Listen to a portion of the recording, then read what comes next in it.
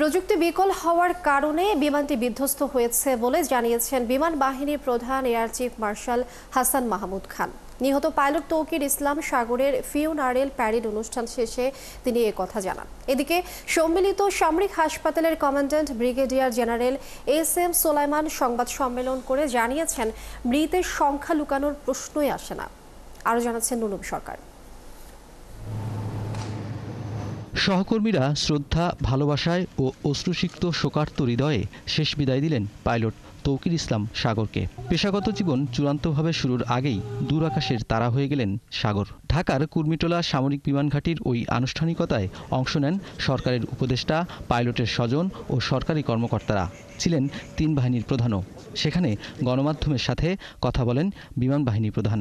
আমি আপনাদেরকে জানাতে চাই যে সরকার বা আমাদের মাননীয় প্রধান উপদেষ্টা প্রথমেই বলেছেন যে এদের যারা আহত হয়েছে তাদের সুচিকিৎসার বন্দোবস্ত করতে হবে এবং সে ব্যাপারে তাদের কাছ থেকে আমরা সম্পূর্ণ আশ্বাস পাচ্ছি। ইনশাআল্লাহ সমস্ত ধরনের চিকিৎসার ব্যবস্থা তাদের করা হবে।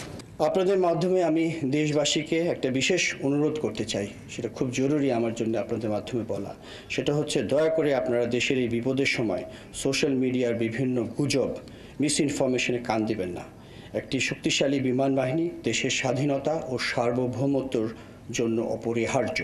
মঙ্গলবার সেনা সদরে সংবাদ সম্মেলন করে সম্মিলিত সামরিক হাসপাতাল কর্তৃপক্ষ।